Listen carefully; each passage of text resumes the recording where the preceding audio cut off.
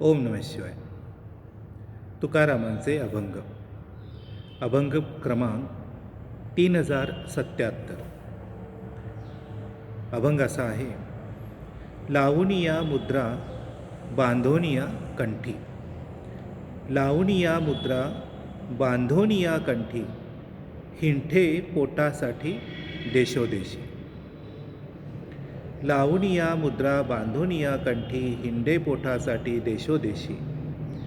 नेसोनी कौपीनं नेसोनी कौपीनं शुभ्र वस्त्र जाण.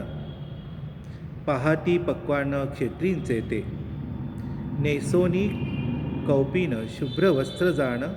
पहाती पक्वान क्षेत्रींचे ते. तुका म्हणे ऐसे भावेचे मैंद. तुका म्हणे ऐसे मावेचे मैंद. त्यापाशी गोविंद नाही नाही. त्यापाशी गोविंद नाही नाही. मित्र हो, तुकाराम महाराजांनी नेहमीच आपल्याला योग्य मार्गदर्शन केलेलं आहे.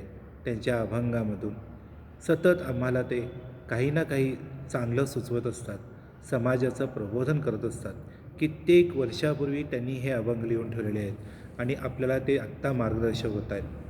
काय होतं, मनुष्य काय करतो, भगवं वस्त्र घालतो, गळ्यामध्ये एखादा ताईत घालतो, त्या ताईतमध्ये एखाद्या कुठल्या तरी देवाचा फोटो असतो आणि मग हे घातलं की आपण कोणीतरी मोठे झालो असं समजून देशोदेशी फिरत राहायचं, इकडं तिकडे फिरत राहायचं आणि त्यामध्ये त्याची पोटाची वणवण होते. मग इथे जा, तिथे जा, काहीतरी सांग, काहीतरी उपाय शोध, असं करून स्वतःचं मोठेपण सिद्ध करत लोक जगतात. लावूनिया मुद्रा बांधोनिया कंठी. हिंडे पोटासाठी देशोदेशी. आता जर देवाची एखादी गोष्ट किंवा देवाचा ताईत आपण गळ्यात बांधला तर मग देशोदेशी हिंडायची काय गरज आहे? भगवं वस्त्र घातल्यानंतर पोट भरणार नाही का आपलं? देवानं असं सांगितलं आहे काय, तुम्ही भगवस्त्र घाला आणि लगेच तुमचं पोट भरायला सुरुवात होईल, असं सांगितलं आहे काय? नेसोनी कौपीनं शुभ्र वस्त्र जाणं. पाहाती पक्वानं देशोदेशीचे. तुका म्हणे ऐसे मावेचे मैंद. त्यापाशी गोविंद नाही नाही. आपण देव समजून घ्यायला चुकतो. देवाने असं सांगितलेलं नाही आहे की कष्ट करू नका म्हणून, नुसतं भगवी कपडी घाला, मांडी घालून माझ्यासमोर बसा, असं सांगितलेलं नाही आहे. देवानी पोट दिलं आहे, ते पोट भरण्यासाठी आपल्याला कष्ट करायला लागणार आहेत आणि हे कष्टसुद्धा अत्यंत प्रामाणिकपणे आपल्याला करायचे आहेत.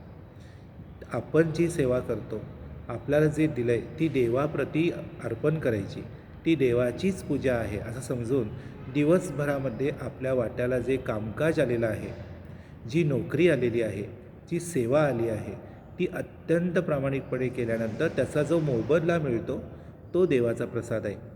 यासाठी वेगळं काही करायची गरज नाही किंवा वेगळं काही नाटक करून किंवा कौफीन वगैरे घालून, भगवं वस्त्र लिहून, तोंडाने नुसतं नाहरा काहीतरी जप करून चालणार नाही.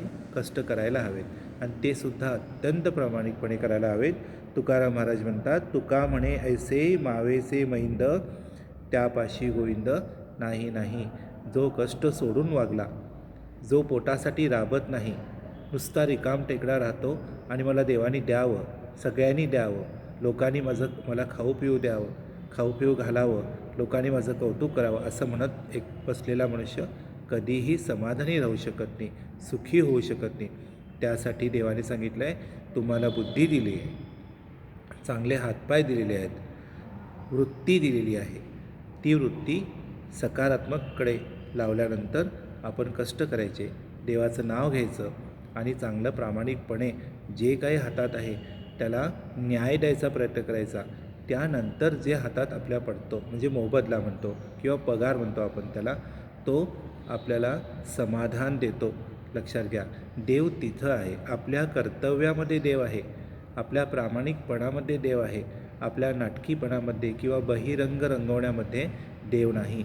आपल्या कृतीत, आपल्या आचारात, आपल्या विचारात देव आहे. हे तुकाराम महाराजांना सांगायचं आहे.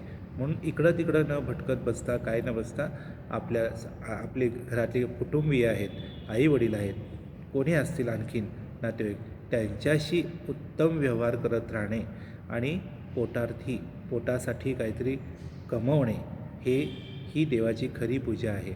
एवढं प्रत्येक मनुष्याने ध्यानात ठेवलं तर सगळे सुखी होतील आणि कोणीही विनाकारण कामधाम सोडून रिकामटेकडा फिरत राहणार नाही.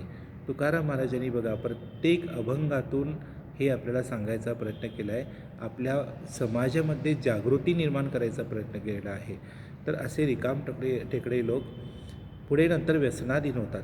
कुठली ना कुठलं व्यसनं करतात. त्यांना असं वाटतं की लोकांनी यावं, आपण जे काय अवतार धारण केलेलं आहे ते पाहून आपल्याला पैसे द्यावेत. त्या पैशाचा विनियोग कुठे तर कुठेतरी व्यसनाखाली किंवा ऐषारामात लोळण्यामध्ये सवय लागून जाते शरीराला आणि एकदा अशी बसून खायची सवय लागली की शरीर कष्टाकडे वळत नाही. तुकाराम महाराजांना हेच सांगायचं आहे, कष्ट करा आणि फावल्या वेळामध्ये देवदेव करा, देवळात जाऊन बसा, समाधान मिळवा, हे तुकाराम महाराजांना सारखं सांगायचं आहे. म्हणून त्यांनी हा 3077वा अभंग लिहून ठेवलेला आहे. खूप खूप धन्यवाद. अभंग आवडलाच किंवा विवेचन आवडलंच तर लाईक करा, शेअर करा, सबस्क्राईब करा आणि आपण जे तुकाराम महाराजांनी आपल्याला सांगितले आहे त्याचं आचरण करायचा प्रयत्न करूया. ओम नमः शिवाय.